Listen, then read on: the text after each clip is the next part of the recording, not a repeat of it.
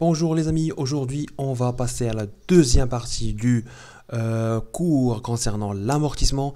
Alors pour ceux qui viennent de cliquer sur le lien, n'hésitez pas bien sûr à consulter la première partie de ce cours qui est dans la description.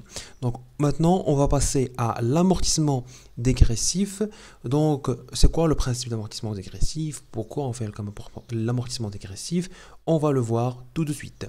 Donc le calcul de l'amortissement dégressif et dégressif propose sur le principe selon lequel le montant de la dépréciation est le plus important dans les premières années que dans les dernières années. C'est pour ça qu'on a vraiment le concept ou bien l'idée euh, que l'amortissement il est dégressif ou bien décroissant. Donc genre qu'il y a une courbe qui vient en décroître comme ça. À l'inverse du constant ou bien du linéaire. L'amortissement constant ou bien du linéaire.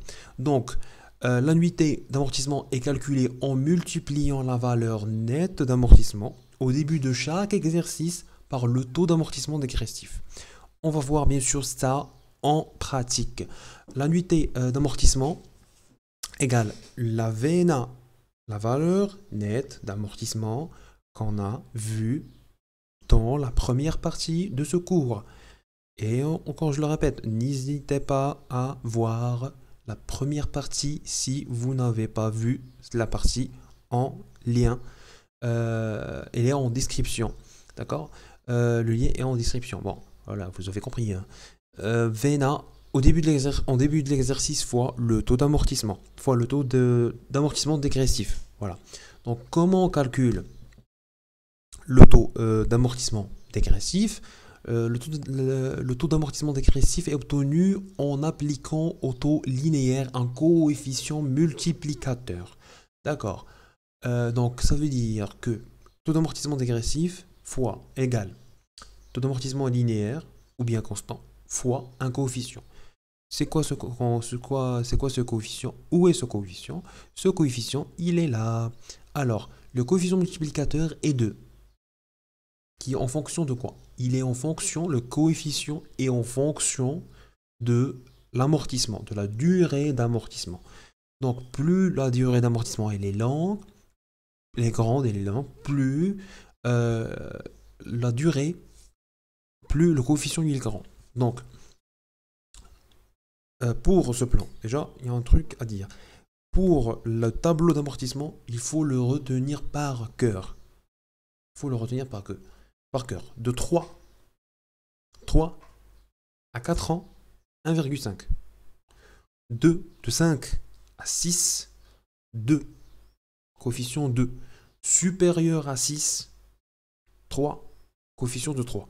Alors il faut absolument apprendre ce tableau par cœur. Ok. Alors, le plan d'amortissement. C'est quoi la différence entre un plan d'amortissement concernant l'amortissement constant et l'amortissement dégressif? Alors, on va le voir ça tout de suite.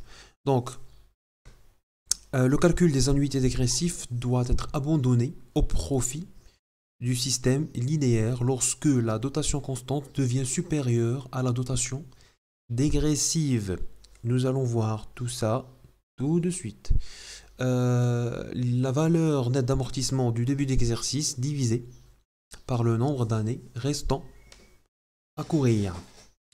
Nous allons voir tout ça aussi. Pour simplifier, on peut calculer chaque année un taux linéaire mensuel par application de la formule suivante. Donc le taux linéaire mensuel égale nombre de mois d'utilisation de l'immobilisation par le nombre de mois restants dans la durée de vie de l'immobilisation. Maintenant, ça va vous paraître les choses qui vont vous paraître un petit peu bizarres, des notions un petit peu bizarres. Mais vous allez bien voir ça à travers l'exemple. Donc, lorsque ce taux linéaire devient supérieur au taux dégressif, l'entreprise applique le premier taux, c'est-à-dire le taux linéaire. On va voir tout ça. Donc, le 2-10-2014, une entreprise a acquis un véhicule de transport utilitaire au prix de 80 000 dirhams. La durée probable d'utilisation est de 5 ans. Amortissement selon le procédé dégressif. D'accord, ok, ça marche. Travail à faire. Alors, calculer le taux d'amortissement linéaire, première chose. Deuxièmement, calculer le taux d'amortissement dégressif, d'accord. Calculer le montant de la première annuité, d'accord. Ensuite, on va présenter le plan d'amortissement. Donc, toutes les informations qu'on a déjà dit, on va les utiliser tout de suite, ok. Alors, la solution.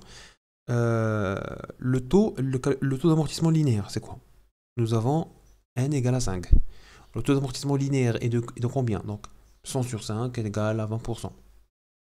Égale 20, donc 20%. Voilà, donc T1 égale 20%. Donc calculer le taux d'amortissement linéaire est de...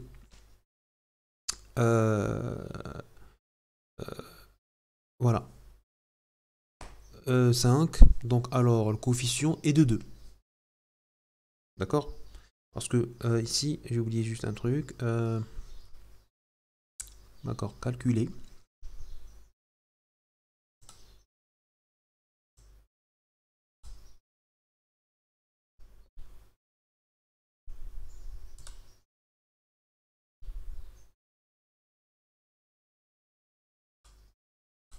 Bon, ici, calculer qu'un calcul du taux d'amortissement dégressif est de n5, 5 ans, alors le coefficient est de 2. Donc,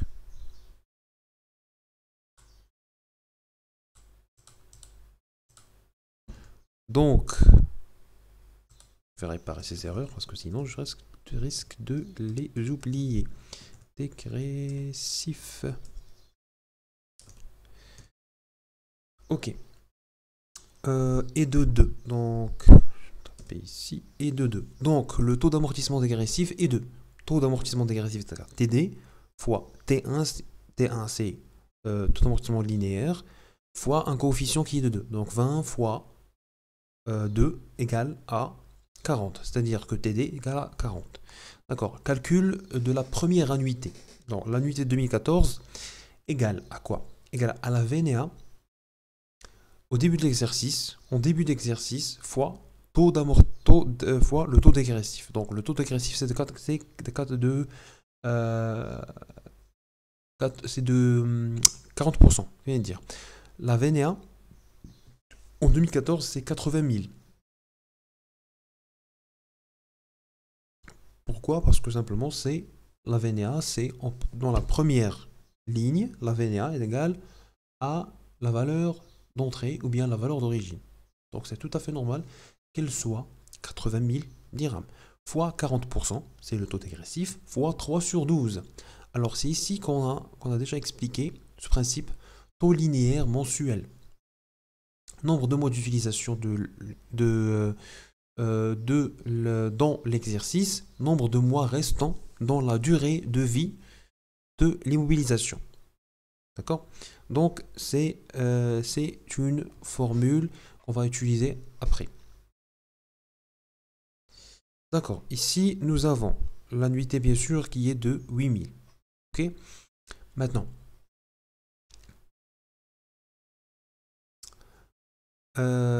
OK. À partir de l'exercice 2018, le taux linéaire qui est de...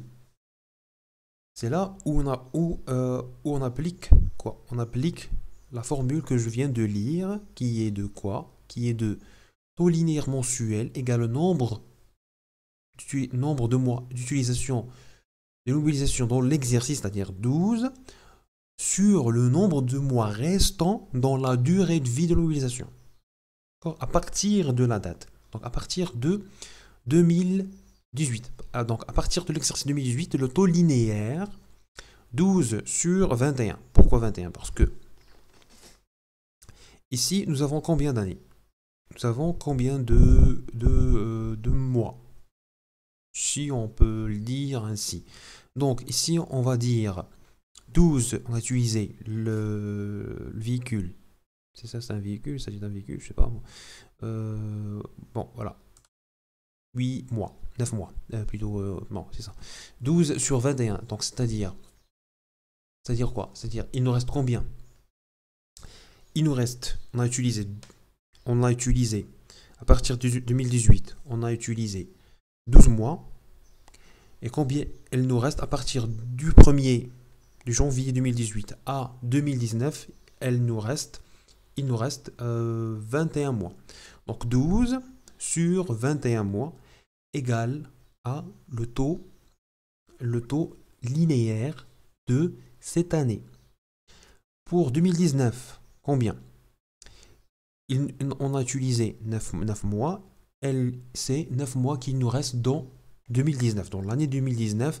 Et on n'a pas d'après, ni 2020, etc. Puisque c'est sur la base de 9. Donc 9 sur 9 égale à 1. D'accord? D'accord. Donc, autrement dit, c'est le reste, si on peut le dire ainsi. D'accord. Maintenant, c'est juste pour expliquer cette notion de taux linéaire mensuel. Parce que on va avoir un petit peu de bouleversement par rapport au plan d'amortissement constant. D'accord? Donc, on va passer ça petit à petit. Non? Donc, ne vous inquiétez pas, tout ça, je vais le répéter au fur et à mesure. Ok? Donc, le taux linéaire étant de 57% est devenu supérieur au taux dégressif qui est de 40% ici. Moi, je parle ici, dans cette étape-là. Voilà. D'accord? Étant donné qu'il est devenu supérieur par rapport au taux constant, donc on va utiliser le taux constant. On applique l'amortissement constant sur la période restante qui est 2019, 2018, 2019. Ok, je vais supprimer ça pour reprendre le tableau depuis le début. Donc, nous avons l'année, la VNA. La VNA début d'exercice. N'oublie jamais que lorsqu'on parle de amortissement dégressif, on parle de VNA début d'exercice et pas VO ou bien VE. VO valeur d'origine, VE valeur d'entrée. D'accord? Donc, la deuxième colonne. Troisième colonne, c'est le taux retenu, c'est-à-dire le taux qu'on va utiliser dans le calcul. Ok? Entre taux dégressif et taux constant. Ok? La quatrième colonne, c'est annuité. La cinquième colonne, c'est cumul d'amortissement. Ok? La sixième, c'est la VNA d'exercice. La sixième, donc je crois que c'est septième, c'est le choix, c'est on affiche juste en supplément 2 colonnes supplémentaires pour bien distinguer les deux.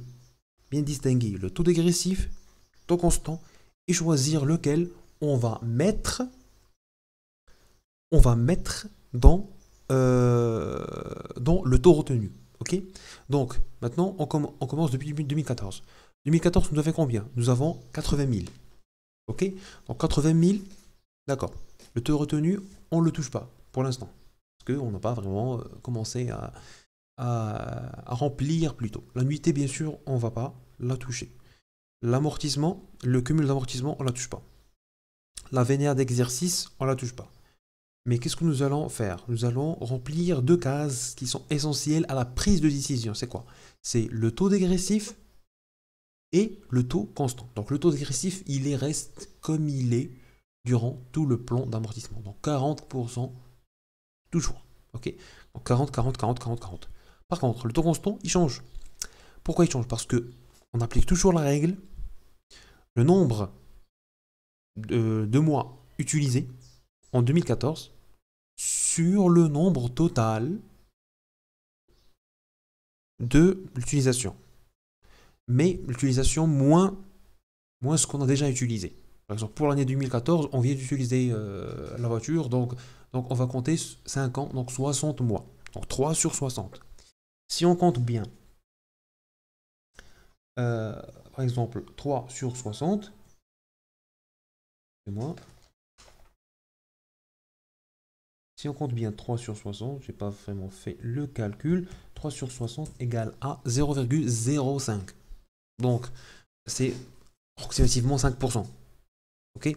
Donc, maintenant, on va choisir combien? 5%, 3 sur 60, 3 sur 60 ou bien 40%. On va choisir 40%. Donc, on va prendre 40% et l'écrire au niveau du taux retenu. Ok? À ce niveau-là. Ok. Donc, on l'a écrit. Maintenant, qu'est-ce qu'on fait? 80 000 fois 40% égale à combien? Égale à l'annuité qui est de 8 000. Ok? Donc,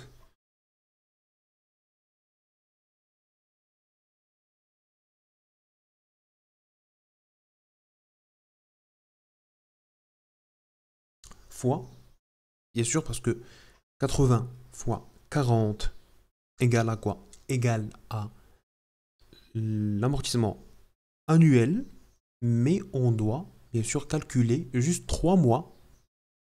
Donc, on doit faire 3 divisé 3 sur 12. Donc, 3 sur 12 égale à 8 000. Donc, 8 000 est l'annuité de l'année 2014. D'accord? Donc, si on passe cumul d'amortissement, bien sûr, sur 8 000, la VNA début d'exercice moins l'annuité de cet exercice, c'est 8 000, donc égal à la VNA d'exercice, c'est 72 000. D'accord? Ok, on passe à la deuxième année. C'est quoi? C'est 2015. Alors 2015, on va prendre quoi? On va prendre la VNA du début d'exercice. Donc l'exercice précédent, c'est quoi? C'est 2014. Donc 72 000. 72 000 fois combien? Fois, on doit choisir aussi les deux taux. Soit le premier, soit le deuxième. Alors on va sauter au taux dégressif, taux constant. Les deux colonnes, on va sauter. Taux dégressif, on a 40%. Le taux constant, on a combien? On a 12, puisque l'année 2015, on a utilisé 15. On a utilisé vraiment la voiture 12 mois. Ok? On a utilisé 12 mois. Et sur 57, parce que depuis 2015 jusqu'à 2019, le mois 9 de 2019, c'est 57 mois. D'accord? Donc 12 sur 57. Ok. Alors, 72 000 fois 40% fois 12 sur 57 égale à 28 800. Ok? Cumul d'amortissement, c'est quoi? C'est 8 000. La même formule qu'on a appliquée déjà. C'est 8 000 fois plus, excusez-moi, fois plus 28 800 égale 36 800. Ok, comment faire maintenant à la VNA d'exercice? Comment on va faire? Alors, je change de couleur. 80 000 moins 28 000 moins, excusez-moi, moins 36 800 égale 43 000. Je vais la faire avec une autre couleur. Comme ça, on la garde. Ok, donc 8 000 plus 28 800 égale 36 000. Pour calculer la VNA d'exercice, c'est la VNA début d'exercice, c'est 80 000 plus moins 36 800 égale 43 200. Donc voilà, nous avons la VNA de l'exercice de 2015 que on va utiliser pour l'exercice 2016. En 2016, la VNA ici, on a reporté ça ici. Ok? Donc, on va choisir aussi la même chose. Donc, je vais répéter le raisonnement pour la dernière fois. 12, le taux constant ici, c'est quoi? C'est 12 sur 45. C'est-à-dire que je vais compter cette année-là, que je suis en 2016. Donc je vais compter 2016, 2017, 2017, 2018 et 2019. Et 9 mois dans 2019. Donc ça fait 12 fois 3, ça fait 36. Plus 9, ça fait 45. Donc 12 sur 45 égale 12 sur 45 fois 40%, qui est le taux retenu. Non, excusez-moi. Qu'est-ce que je raconte? Je commence complètement divaguer. Non, plutôt, on a retenu plutôt le taux de taux dégressif de 40%. D'accord? Donc le taux dégressif qui est de 40% fois fois 43 000, fois 43 200. Donc égal à l'annuité qui est de 17 200. Donc je vais vérifier ça avec vous tout de suite. Vérifiez aussi, vous aussi, ça chez vous. Parce que peut-être que je me suis couré. Qui sait. Donc 43 200. Ok. Alors maintenant, on va passer.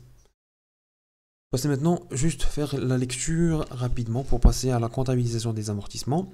Donc, maintenant, 2017. On reporte toujours la vénère de l'exercice précédent qui est 25 920.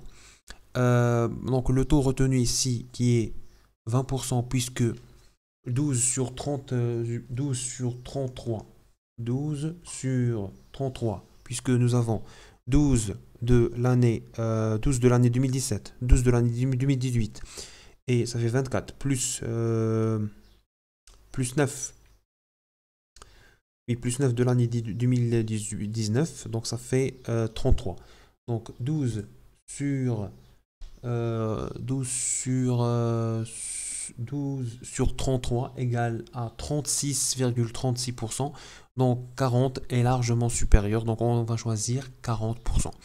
Ok, pour 2018, la valeur est la VNA de l'exercice précédent. Ça signifie que 15 000 moins 15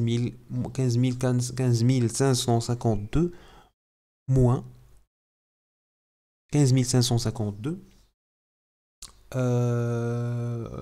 qu'on va bien sûr la reporter sur VNR début d'exercice. Donc 15 552, on a reporté à l'année 2000, soulignement 2018. Ok. Donc sur l'année 2018, voilà, nous avons ici 15 552. Et nous avons bien sûr choisi le taux constant puisque 12 sur 21 égale à 12 sur 21 égale à 57,14%. Donc nous avons choisi 12 sur 57 comme taux retenu. Donc 15 552 fois 12 sur 21 égale à 900. 8000 plutôt, 8887, ok. Donc le cumul d'amortissement étant de 73 335, alors la VNA est de 6965, ok. Donc ici nous avons le VNA début d'exercice est de 6665. Donc, fois, bien sûr, 1 totalement, puisque 1 sur 1, puisqu'on ne peut pas, bien sûr, comparer 40% avec 9 sur 9. 9 sur 9, c'est 1, et 40%, c'est 0,4. Donc, automatiquement, on va choisir le taux retenu est de 1, donc 9 sur 9. Donc, 9 sur 9 fois 6665 égale à 6665, bien sûr. Donc, le cumul d'amortissement ici, bien sûr, c'est 80 000 automatiquement. Donc la VNA, elle est nulle. Voilà, on termine maintenant le plan d'amortissement. Maintenant, on passe à la comptabilisation des amortissements. Alors, pour comptabiliser l'amortissement linéaire, d'accord, le cas linéaire, ok. Alors, qu'est-ce qu'on fait? On va débiter dotation aux amortissements qui appartient à la classe 6 et bien sûr qu'elle augmente du côté débit. Toujours, on n'oublie pas la logique comptable ou bien le raisonnement comptable, comment ça se passe. Alors, et on débite et on crédite, excusez-moi, l'amortissement des immobilisations qui est la classe 2, puisque c'est un amoindrissement de la classe 2. Ok? Donc, ok, alors l'amortissement entraîne donc la constatation d'une charge dotation aux amortissements à débiter et la diminution, voilà, la diminution de la valeur, d'une immobilisation, puisque on constate que la classe 2 c'est amoindri, puisque la logique de la classe 2, comme vous le savez, elle augmente du côté débit, elle diminue de côté crédit. Si bien sûr vous n'avez pas cette notion, je vous invite à consulter le premier chapitre de cette série de cours sur la comptabilité générale, mesure où j'explique profondément cette notion, ce raisonnement comptable en fait en général. Alors, amortissement de mobilisation à créditer. Donc, pour enregistrer les dotations, aux amortissements, le plan comptable prévoit trois. Alors, le plan comptable prévoit trois postes dans les comptes de charge. Premièrement, si vous remarquez, déjà, je l'ai déjà écrit, donc on passe 619, dotation d'exploitation, puisque 6.1 c'est charge d'exploitation, 639, dotation financière, puisque 63 c'est charge financière, dotation non courante, puisque 65 c'est charge non courante. Ok. Donc, le compte de dotation aux amortissements porte toujours le chiffre 9 à la troisième position de son numéro. Les amortissements et les immobilisations sont groupés sous... ici, on parle du... Excusez-moi, je parle du 9 ici. Alors, surligné, parce que... Voilà le 9, troisième position. Ok. Passons aux amortissements. Alors, les amortissements des immobilisations sont regroupés dans la rubrique 28 des amortissements des immobilisations. Amortissement des immobilisations. Ça concernant amortissement des immobilisations. Compte de l'amortissement des immobilisations porte toujours le chiffre 8 en deuxième position dans son numéro. Donc, comme ça. Ok. Alors, on passe à l'exemple. Alors, on fait toujours des exemples pour bien comprendre la notion et comment on va l'appliquer. Comment on va l'appliquer. Donc, le 2-1 2012, l'entreprise Badi a acquis un matériel de transport au prix de 140 000 dirhams. La durée de vie est de 5 ans. L'amortissement selon le procédé linéaire. Bien sûr, on a déjà fait le procédé linéaire. Dans la première partie aussi, un petit peu dans le deuxième, dans le début de cette vidéo.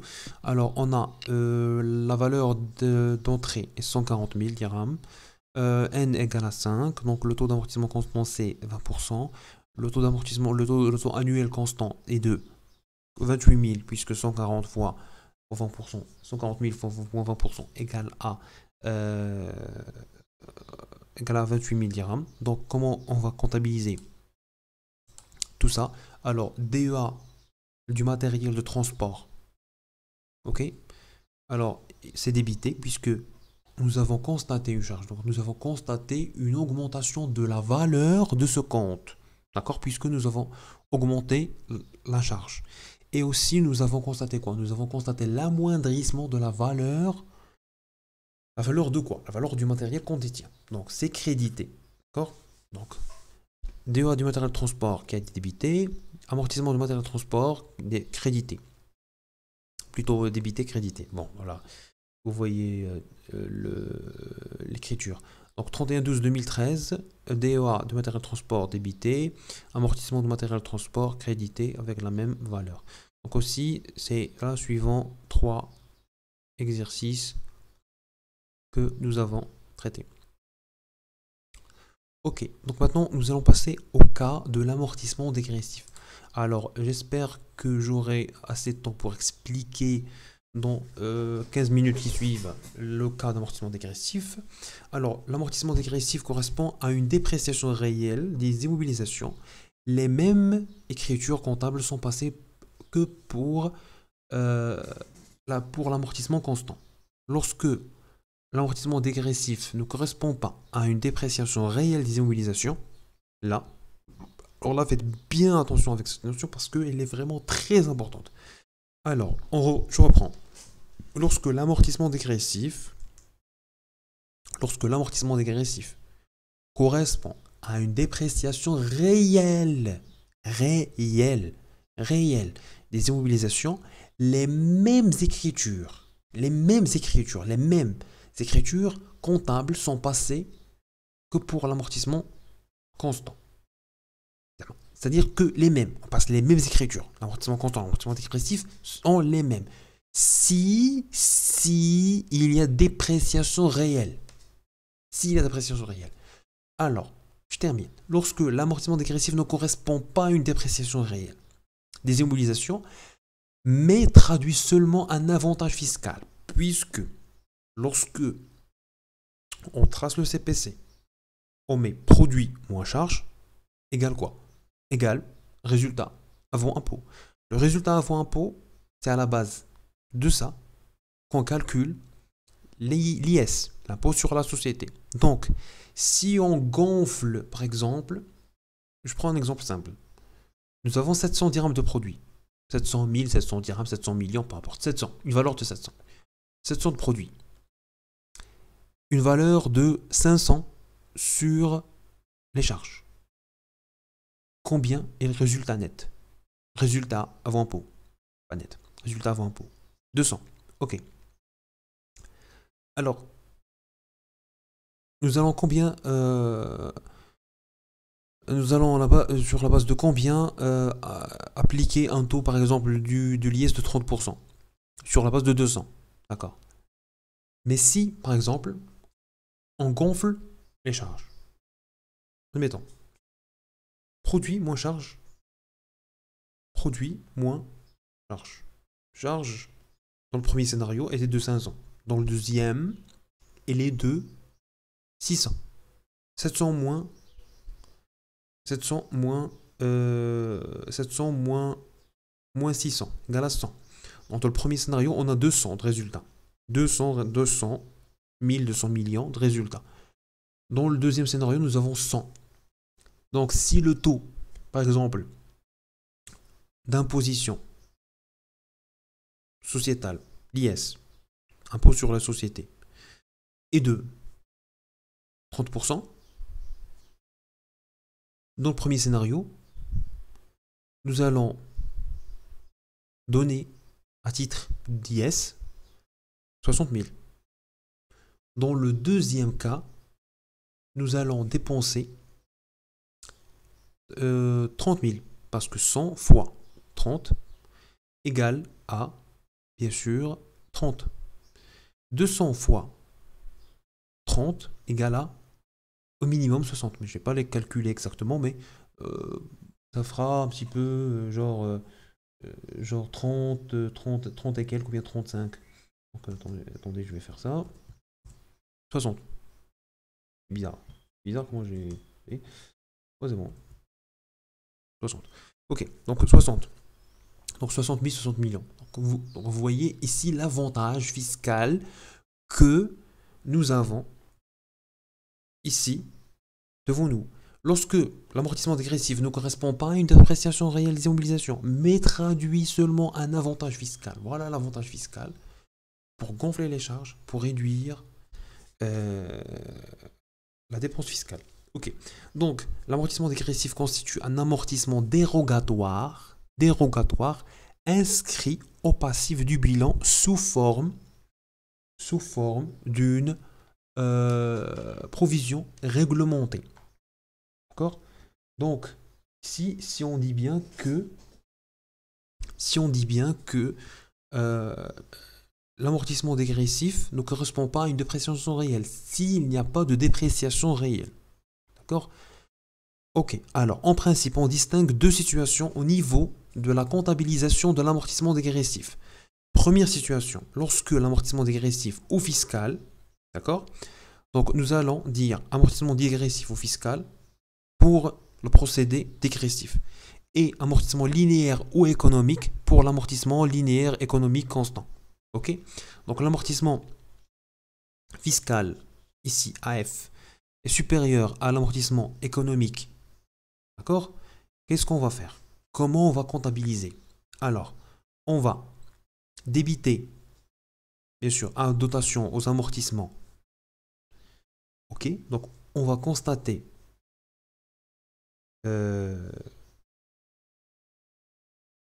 l'amortissement On va aussi constater l'amortissement. On va aussi ici constater l'amortissement avec la dotation normale, ok, euh,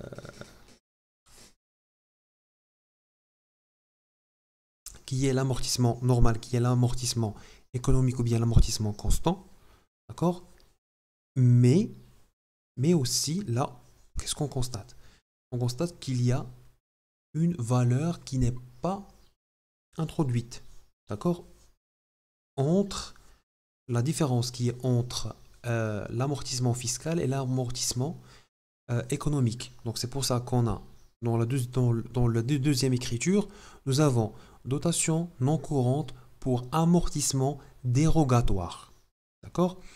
Et nous avons aussi crédité provision pour amortissement dérogatoire avec une variation, c'est pas une variation, avec la différence qui existe entre l'amortissement fiscal et l'amortissement économique. D'accord? Si l'amortissement économique, dans ce cas-là, on parle d'amortissement fiscal qui est supérieur. D'accord? Si je dis par exemple l'amortissement fiscal est de 40 000 et l'amortissement économique est de 20 000. Donc ici, à ce niveau-là, je ne sais pas si je peux faire... ok, attends. À ce niveau-là, on va faire 20 000. 20 000 ici. Alors ici, qu'est-ce qu'on va faire? On va faire aussi 20 000 puisque AF qui est de 40 000 moins 20 000 égale à 20 000. Donc la différence, si vous remarquez bien avec moi, que la différence, on ne la comptabilise pas en tant que la comptabilisation de l'amortissement normal, mais on la comptabilise comme un amortissement dérogatoire, plutôt qui est exceptionnel. D'accord? Donc ici, si vous remarquez bien, ici, c'est bien sûr, on intègre la variation, plutôt la différence, on l'intègre en termes de dotation de DNC, dotation non courante aux amortissements dérogatoires, mais à ce niveau-là, bien sûr, on l'intègre où? On l'intègre dans un compte qui appartient à la classe 1, qui est de... Je prends le plan comptable, il faut toujours prendre le plan comptable, qui est 1351. Alors, 1351, provision pour amortissement dérogatoire, qui appartient aux capitaux propres assimilés, provision réglementée. Ok? Donc pourquoi? Parce que c'est pas vraiment une dépréciation réelle. On a dit c'est pas vraiment une dépréciation réelle. Donc on va pas toucher le compte ici. Je parle d'ici. On va pas toucher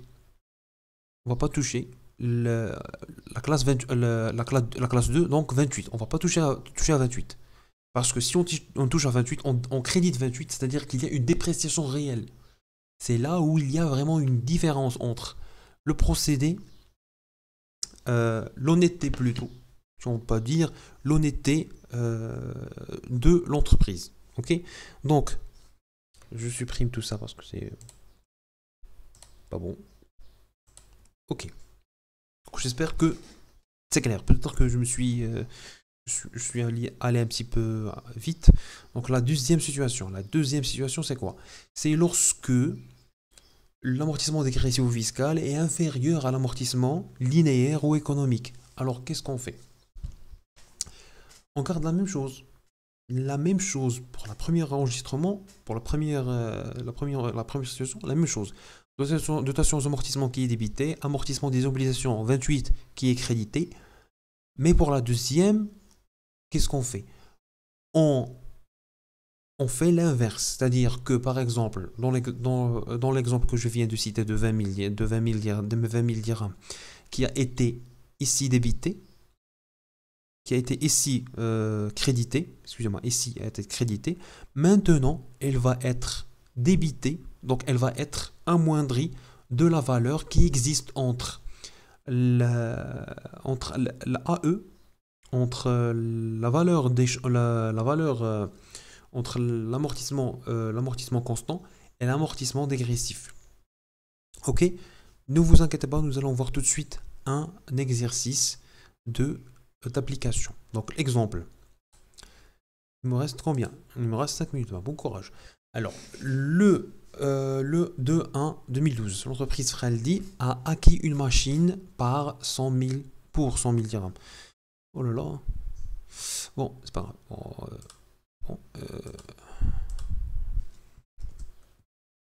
Pour 100 000 dirhams, la durée probable d'utilisation est de 5 ans. Amortissement selon le procédé dégressif. Ok, d'accord. Alors, passer au journal les écritures comptables pour les exercices 2012 et 2014. D'accord? Alors, ici, nous avons la VE 100 000, N égale à 5. Donc, automatiquement, lorsqu'on dit 5, donc un coefficient qui est de 2. Donc, le taux d'amortissement constant qui est de 20%. Donc, 20% fois 2, c'est égal à 40%. Donc, maintenant, on passe au journal. On passe à un plan d'amortissement déjà, parce que, oui, plan d'amortissement, tableau d'amortissement. Donc, nous avons 2012, 2013, 2014, 2015, 2016. Là, on a toujours une différence entre l'amortissement économique et fiscal. Donc, pour la première année, la deuxième année, nous avons l'amortissement dérogatoire. Nous avons fait une dotation. D'accord? Pour les autres années, nous avons fait une reprise. Ok? Donc, qu'est-ce que nous avons enregistré ici? Nous avons enregistré pinceau. Oui, d'accord, je vais prendre pinceau. Donc, l'amortissement dégressif. Alors, on va combien comptabiliser? On va comptabiliser 40 000. Donc, on va comptabiliser ces mêmes chiffres-là, mais d'une façon différente. D'accord? On ne va pas les comptabiliser dans un même classement pour ne pas influencer la valeur, bien sûr, du bien que l'entreprise détient. Ok. Donc, pour la première année, on va constater normalement cette valeur et en amortissement dérogatoire, donc cette façon-là, cette façon ici, nous allons enregistrer 20 000. Okay? Pour la deuxième année, la même chose. Nous allons enregistrer ça en normal. Et aussi, nous allons enregistrer 4 000 dirhams en quoi? En amortissement dérogatoire. D'accord? Où il y aura problème. Plutôt, c'est pas où il y aura problème, plutôt où la difficulté réside. L'inversement réside où? Si vous remarquez déjà, attendez, lorsque je vais passer en 2014, maintenant je reste sur 2013. 20 plus 4 égale 24. 20 plus 20 égale 40. Donc toujours, si vous remarquez bien, on comptabilise toujours l'amortissement fiscal, c'est-à-dire la somme totale, elle est toujours en classe 5. En classe 6, excusez-moi, en classe 6. Elle est toujours comptabilisée en classe 6. Maintenant, on va passer quoi? On va passer à l'amortissement économique. Nous avons ici 20 000. Donc, nous allons comptabiliser 20 000. Mais attention, nous allons faire une reprise de l'amortissement dérogatoire avec une somme de 5 600. D'accord? Et si on fait 20 000 moins 5 600 égale bien sûr à 14 400. D'accord? Et c'est idem pour les autres. Alors maintenant, on passe à la comptabilisation pour voir ce qu'on vient de dire maintenant. Alors, DEA, bien sûr, ça c'est 2012. Alors ici, 2012, 20 000, 20 000. Alors, l'amortissement dérogatoire, combien on a? Ici, 20 000. Donc, DNC, 20 000. Provision pour amortissement dérogatoire qui appartient à la classe 6. La classe 1, on n'oublie pas toujours, on n'oublie jamais ce compte. 20 000, d'accord? Alors, pour l'amortissement, et nous allons passer à 2014. Parce que 2012 et 2013, c'est la même chose. Donc 2014. 2014, nous avons constaté quoi? Nous allons constater 20 000. Donc DEA, des installations matériel outillage, 28 033 amortissement des installations matériel outillage, donc 20 000. Et aussi, nous allons faire quoi? Nous allons constater la reprise qui est de 5600 dirhams, puisque à la base, nous avons déjà fait, c'est prévu, c'est-à-dire que on a déjà fait le tableau, euh, plutôt le plan d'amortissement pour le dégressif. Donc c'est déjà fait normalement. On a déjà fait, donc on passe rapidement. Donc on va passer rapidement pour ne pas se tarder sur ce point, puisque vous savez déjà comment faire un amortissement, un plan d'amortissement euh, suivant le procédé dégressif. Ok? Donc ici, on a fait une reprise. Donc ça veut dire que 13,51 provision pour amortissement dérogatoire débité, reprise sur amortissement dérogatoire, elle est créditée. Alors tout ça, on va bien faire attention sur une chose. Alors, euh, c'est loin du cours. Alors tout ça, normalement, pour les débutants, pour ceux qui viennent de débuter, pour certains euh, niveaux, euh, on ne met pas cette situation dans les exercices ou bien dans les examens. D'accord? Mais il faut vraiment savoir comment ça se passe. Ok? Parce que normalement dans les exercices et les examens, on ne trouve jamais que il y a d'amortissement dérogatoire, ou on n'a jamais entendu parler d'amortissement dérogatoire. Ok? Mais c'est le cours théorique qui doit être appliqué. Donc, euh, afin d'aider certaines entreprises, l'État met en place des procédures particulières d'amortissement. Ainsi, les codes d'investissement autorisent certaines entreprises, sous certaines conditions, à pratiquer des amortissements accélérés dans la limite du double des taux généralement admis au sens de la pratique fiscale. Ok? Alors, je ne sais pas si on a encore un petit peu de temps. Alors, je vais lire rapidement cet exemple. L'exemple, le 7/1/2012, l'entreprise bénéficiaire d'un des avantages prévus par le Code des investisseurs, des investissements, a acquis une machine de 200 000 dirhams. La durée de vie probable de cette machine est de 4 ans, mais l'entreprise eut l'amortir sur 2 ans. Alors, le travail à faire, passer les écritures comptables pour les exercices 2012 et 2014. Alors, la VNA, nous avons une VE, excusez-moi, de 200 000, un nombre d'années de 4 ans, le taux d'amortissement constant qui est de 100 sur 4 qui est de 25%, taux d'amortissement accéléré 100 sur 2 égale à 50, d'accord? Donc, un taux d'amortissement accéléré. Ok? Ça aussi, c'est une situation qu'on ne trouve pas ou bien peu dans les cours. D'accord? Mais toutefois, il faut toujours avoir la notion. On ne sait jamais. Ça peut être une interrogation, ou bien un sujet comme ça, ou bien dans un examen question-réponse, etc. Donc toujours, il vaut mieux savoir des choses que de les ignorer. Donc, comment on va constater tout ce tralala? Donc, nous allons faire 2012-2014. Donc, la dotation, ici, constater ça. Ici, et ici, nous allons constater bien sûr ça. Et aussi constater la reprise.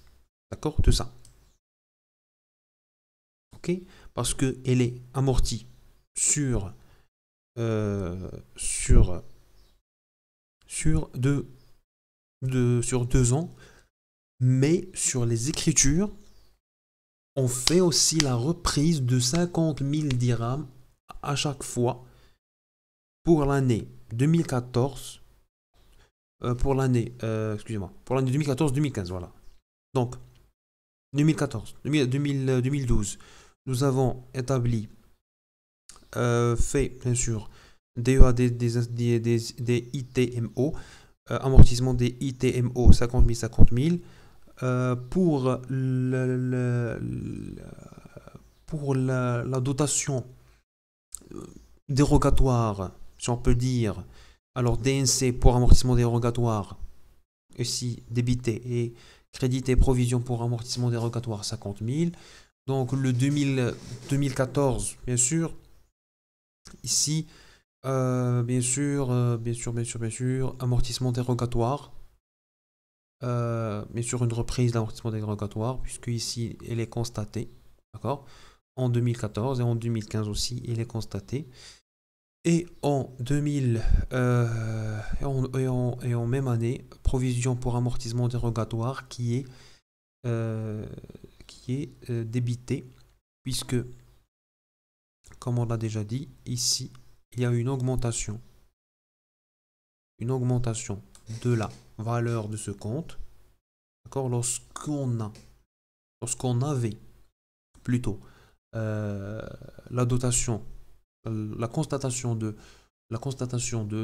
l'amortissement dérogatoire, et en second, et en 2014, nous avons une dépréciation de ce compte, puisque il est débité, donc on a enlevé les 50 000 deux fois. Ok? Donc voilà. Ici, nous avons établi deux fois. Ici, nous avons enlevé deux fois. D'accord. Donc, voilà. Donc, pour des raisons pédagogiques et de simplification, l'amortissement dégressif sera comptabilisé dans les exercices de ce cours comme l'amortissement constant. Et comme, bien sûr, je viens de vous le dire, que l'amortissement, généralement, dans tous les cours, on ne voit pas ces deux cas que je viens de vous présenter. L'amortissement dégressif, on ne voit pas tous ces détails, bien sûr, parce que parce que sur les cours académiques, en règle générale, on va vous faire l'examen, bien sûr, sur seulement les choses qui, bien sûr, on vous a enseigné, d'accord? Mais c'est intéressant aussi de voir la norme, si on peut le dire en termes général. Donc j'espère que ce cours, cette deuxième partie plutôt, vous apporte une quelconque aide ou bien une quelconque orientation, ou bien une quelconque valeur ajoutée. Donc je vous invite bien sûr à toujours activer et cliquer sur le pouce bleu, et n'hésitez pas bien sûr à vous abonner. Et aussi, je vais toujours laisser les liens des autres vidéos, des autres cours sur les descriptions de chaque vidéo. Et n'hésitez pas bien sûr à consulter la troisième partie de ce cours. Alors, je vous dis à bientôt et ciao!